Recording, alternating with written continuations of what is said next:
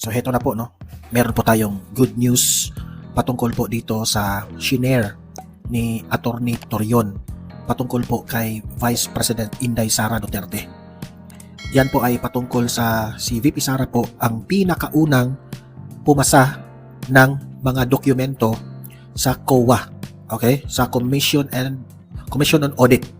Ibig sabihin, siya ang first na government official na nagpasa ng mga liquidation kung paano niya ginasta ang pera ng taong bayan.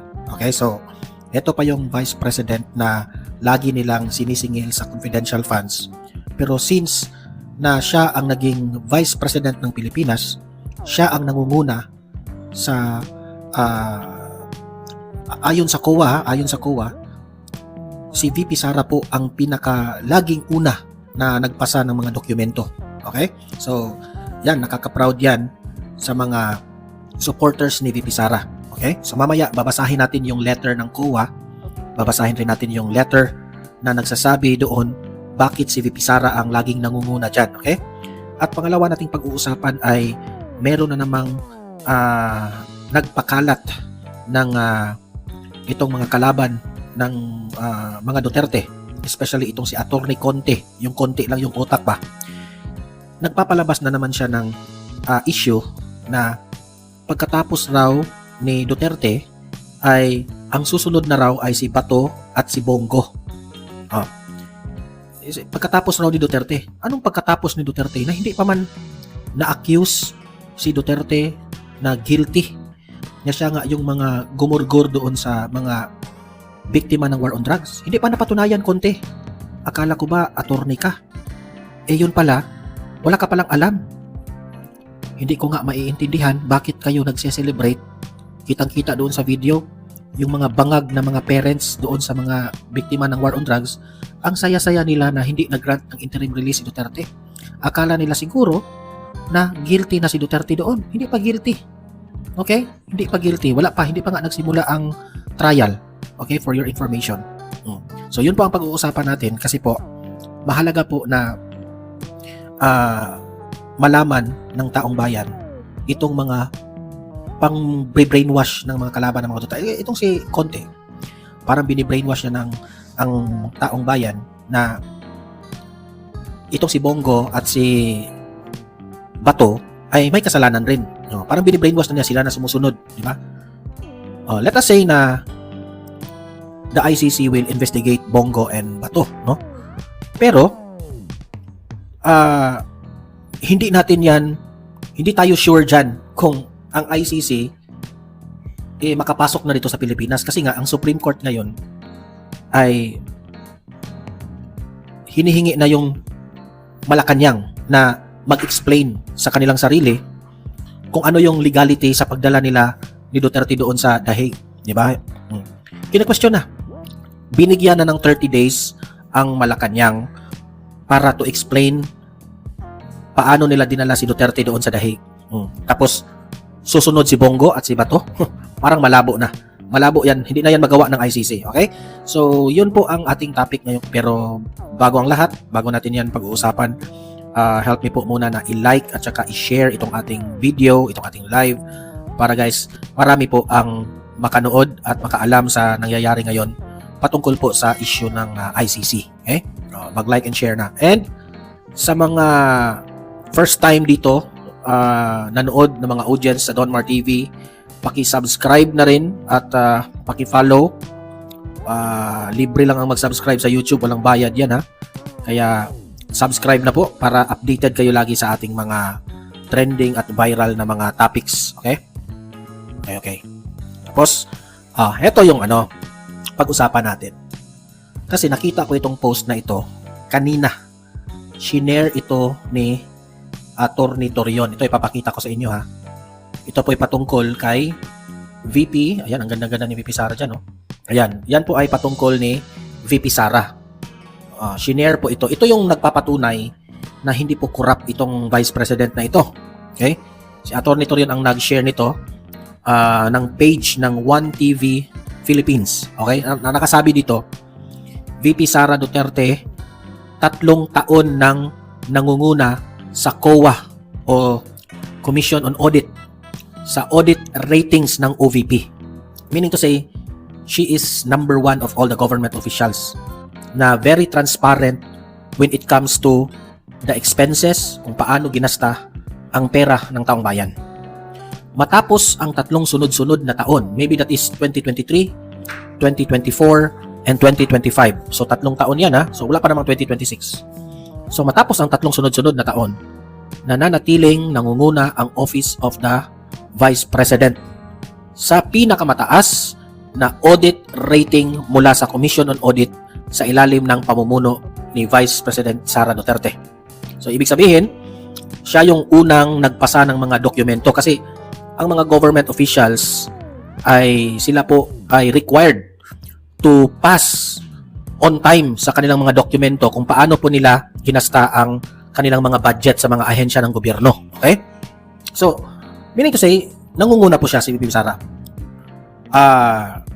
Hindi siya nagkulang. Kaya nga, opposite ito sa mga bintang nila when it comes to the confidential funds. Very opposite kasi namimintang sila na 11 days ginasta ni VP Sara yung dapat raw managot siya at dapat niyang i-explain sa taong bayan bla bla bla na hindi alam nitong mga tawagin na lang nating mga bobo ang mga utak. Okay? Hindi nila alam na mismo na ang COA ang nagsabi na malinis po ang Office of the Vice President sa mga issue na ito. Eh syempre, nauunawaan natin yung mga kalaban na gusto nilang i-brainwash ang taong bayan na may kasalanan talaga si VP Sara. Especially sa mga ordinaryong tao na hindi mahilig sa usaping politika, talagang mabibrainwash nila na ginasta in 11 days ni VP Sara, kinurakot ang confidential funds. Yan talagang iisipin. Pero kung laliman ninyo ang inyong isip at mag-research kayo, COA na mismo ang nagsabi na wala po siyang dapat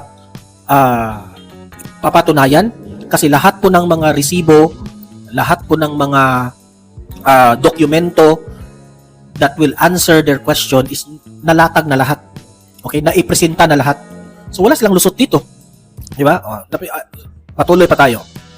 Ayon sa ulat, ipinapakita ng mataas na rating na ito ang kahusayan ng OVP sa pamamahala ng pondo, transparency at pagsunod sa mga pamantayan ng gobyerno at pananalapi sa kabila ng iba't ibang hamon at malaking saklaw na programa at proyekto ng opisina. Ganyan po ka-transparent si VP Sara ha. Lahat ng mga events niya, lahat ng mga programa niya ay nakalista doon. Okay? Lahat ng mga inilabas na pera ay naka-indicate lahat doon. Naka-report. Sa kabila ng iba't ibang hamon at malaking saklaw na programa at proyekto ng opisina, patuloy na pinapahalagahan ng administrasyon ni VP Sara Duterte ang responsible at tapat ng paggamit ng pondo ng mamamayan. So, sino ngayon ang corrupt? Kasi hindi nyo mako-question ang Commission on Audit. Hindi nyo mako-question kasi trabaho nila yan eh. Trabaho ng Commission on Audit to check the expenses of these government officials. At sila na mismo ang nagsabi na siya yung pinakamalinis, pinakauna at pinaka-first na nag-submit ng mga documents at report. So, anong sasabihin niyo dito? Di ba? Actually, sampal ito sa gabinete ni BBM. Sampal ito. Kasi, lagi nilang binabatikos ang Vice President na corrupt. Sabi pa nga nila na atat ng maging presidente. Kung ano-anong mga binabato sa kanya ba. Tapos, when it comes to government performance, siya rin pala ang nangunguna. Diba? So, deserve niya kung merong mga taong bayan na sasabihin na she will be the next president. Deserve yan niya sa kanya because the performance show. Okay? Hindi man nagsisinungaling ang hindi po nagsisinungaling ang performance niya. Nakalista man lahat. At ang makatestify niyan ang COA, di ba? So, ang COA rin is part of I think ang COA is independent body rin ito eh. Lahat ng ahensya ng gobyerno ay ini-investigate rin yung mga budget, di ba? So, independent. wala pong kinakampihan ang COA.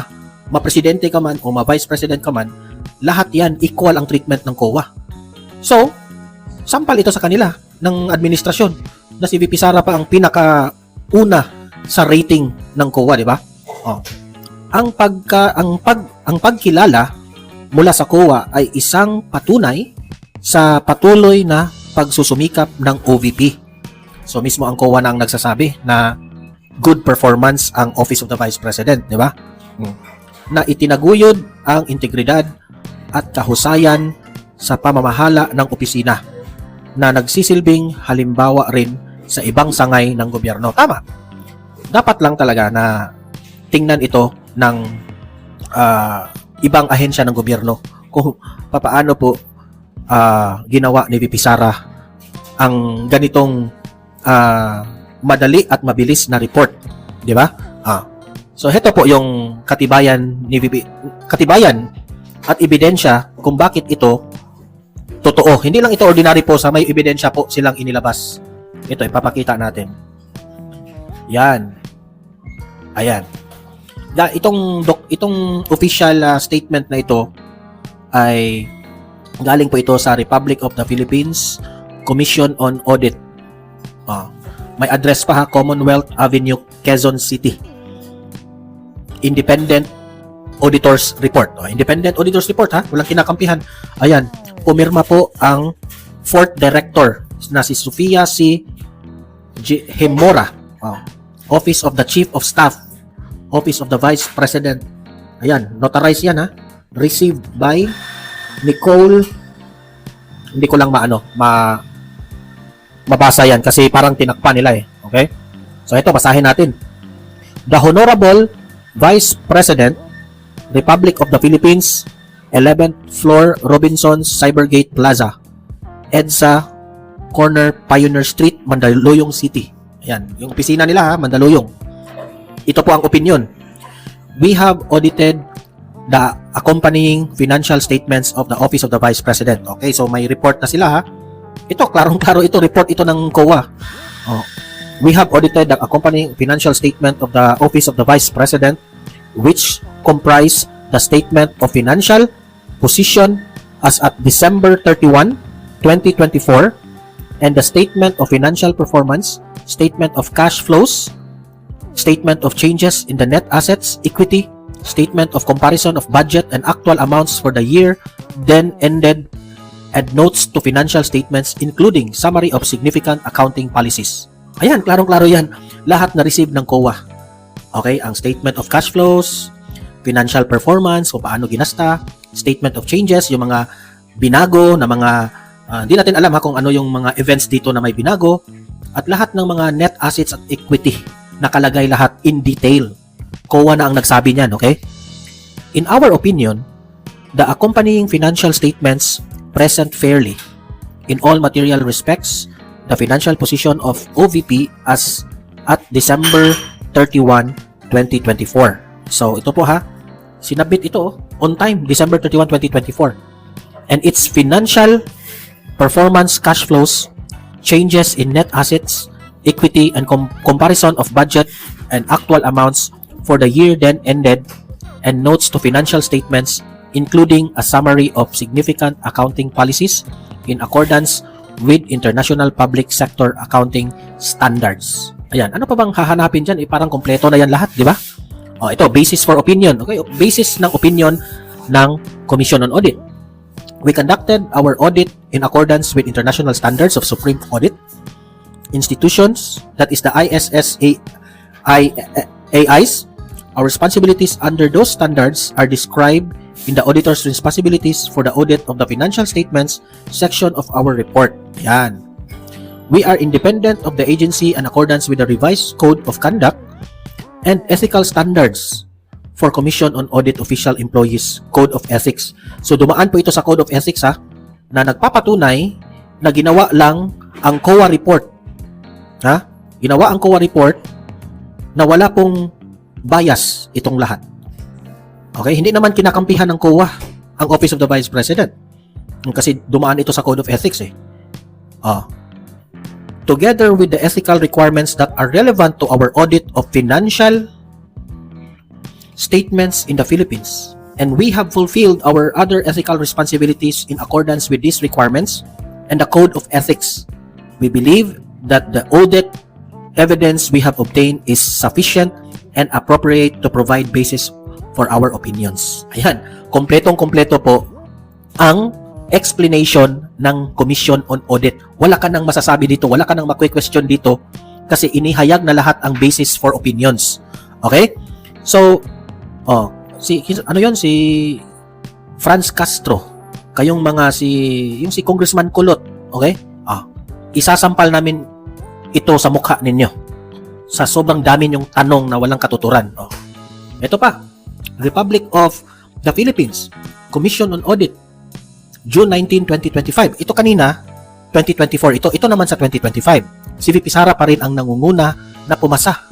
At ito po ang report ng COA about the Office of the Vice President. Dear Vice President Duterte, we are pleased to transmit the annual audit report on the Office of the Vice President for calendar year 2024 in compliance with the Section 43 of the Government Accounting Code of the Philippines or the PD number 1445. The attached report consists of independent auditor's report. Okay, so itong report na ito, independent po ito. Wala pong kinakampihan, walang bias according to the COA.